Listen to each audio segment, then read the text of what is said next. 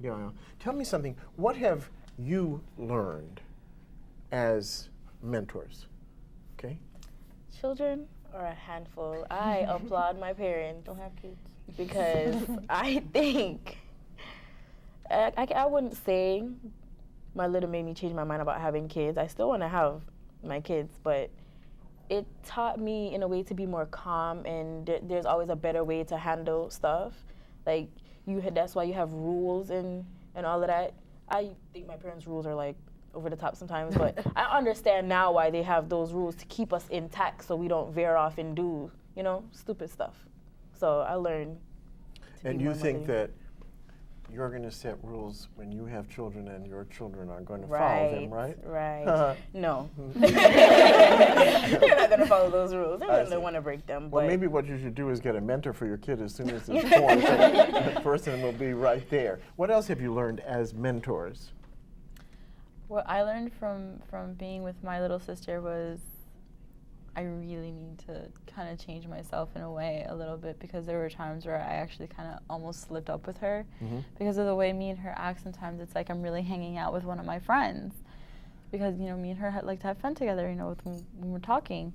And there are times where like I'll accidentally almost say something and I catch myself right before I say it, and it's like, okay, no, I can't do that. So then I go back to school, and it's like, all right, I am gonna have to change this about me, because if I slip up in front of a child, who am I gonna slip up in front of next? And it taught me that acting that way represents how I am, and it's not good. So you can't let your guard down. You have to keep the professionalism up, the distance in part. Anything else? With me, it's patience. Patience. Patience. You're not normally a patient person. Not exactly. Yeah. I have two younger sisters, and they're growing up fast. They're growing up fast, and it's always, I'm the one, stop doing that, go clean this, go clean that. And with my little brother, since he's not really mine, I can't tell him, shut up and do your work. Just do the work. Stop talking to him, I have to calm myself and remember that I'm on a 9-year-old level. Anybody else? Yes. What it's taught me is like selflessness almost, because sometimes, it's Tuesday, you wake up in the morning, it's Tuesday, I have big brothers, big sisters today. But you might not, you might have been having a bad day, or, stuff has been going on, but you tell yourself, I still have to go, I'm still, this is like, I'm responsible of going, and it in some kind of way like humbles you and tells you, I have to do this for her, it's not about me, I'm doing this for her. So I'm going to put that all aside just for the little while that we're together with, put everything aside and just dedicate the time to her. Because you made a commitment. Yeah, you made a commitment. Have you known of mentors who've made commitments and not kept them? Do you? Oh my gosh, yeah. Would you say that, and what's the result of that? I mean, is that, what happens under those circumstances? Somebody counsel them and say, look, you've fallen down on this, or maybe they get a mentor. What happens? Do they drop out of the program, or what? Oh, well. Because that'd be the worst to me, if you take this on and then and drop it, Well, the mentor I was referring to was outside of the program, just in general. And ultimately, the mentor pretty much like lost the person's trust. Like, she completely was not, like, she was angry initially, but she, got over it. But she lost her trust. She was in the beginning, she was like, okay, I'm able to trust her, but after a while, you're not there for me anymore, and you kind of. So the person didn't show up, or? They're still there, but they're not. I don't know. It's just messed up. Sure. Anybody else see people who maybe didn't fulfill their commitment? Anybody know I that? have. No? Me. By the way, I happen to. Sorry, you. Go ahead. Sorry. With our group, there's someone who's absent a lot. And with him being absent. So that answers my next question.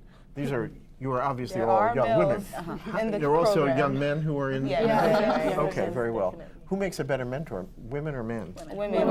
We like to talk. We like to communicate. Well, there's no representation here from the other side. So We're more. Men don't commit. oh, come on, because that's like you're more maternal. We're more emotional. Oh, I see. We spend the time. I think it's because of that maternal Yeah, thing that sure. all women Yeah. have. Well, I think we may have to do a That program. motherly We have to do a touch. program with male mentors in order to cut the balance. Okay, tell me what about the person who's like Oh, yeah. doesn't show up. He's absent a lot. And then, we're one-on-one, so each one of us have a little brother or little sister, and with him not being there, his little has to sit with somebody else, so they only get half the attention. Wow.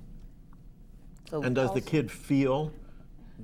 Give me a sense of the reaction of the kid whose mentor doesn't show. First question, where's my brother? Second question is, who do I have to sit with now? Uh-huh. I don't know him. I'm not going to tell him anything.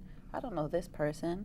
And they feel like kind of neglected. Uh-huh. Yeah, so with them not, showing up after they made the commitment and signed the papers. Oh, so you signed a paper? Yeah, What's on the paper? What do you say on the paper? What does it say?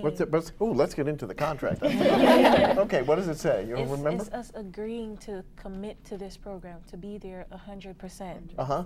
And give so our there's a all. list of things like show Not up at really every a list of session, things. do this, I'm sorry?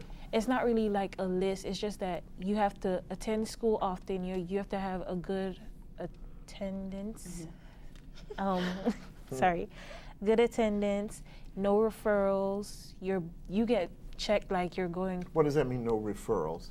Like you don't get in trouble, so that if you do get in trouble, it doesn't fall back on the child. I see. That's what referrals is. Okay.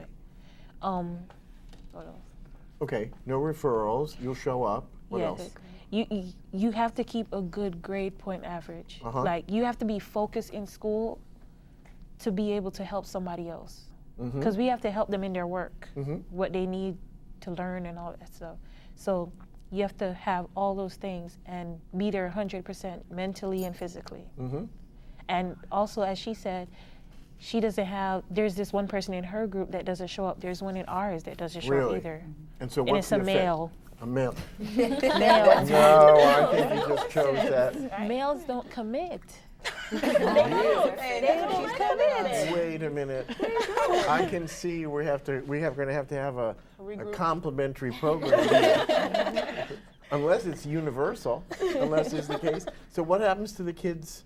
Little brother or sister or whatever when they. The male that doesn't come all the time, his brother has to go from. We have an alternative big, so she'll sit with whoever is big is not okay. there, but they don't really know each other because they're there. Like say, if one big doesn't come this day, she's sitting with their little.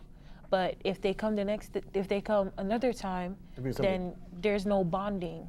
There's no type of bonding there. So it's really complicated to the child.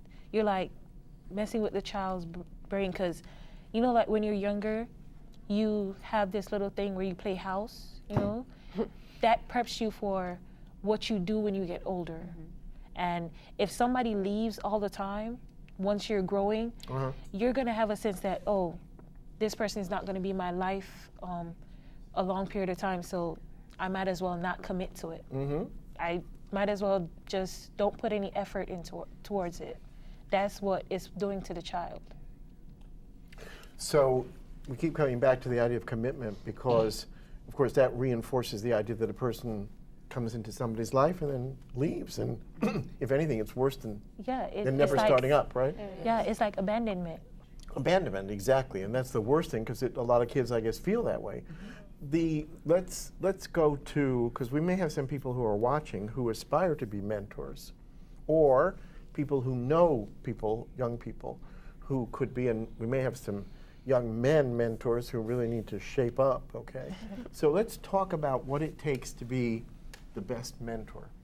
What are the characteristics of people who might be there for a younger kid?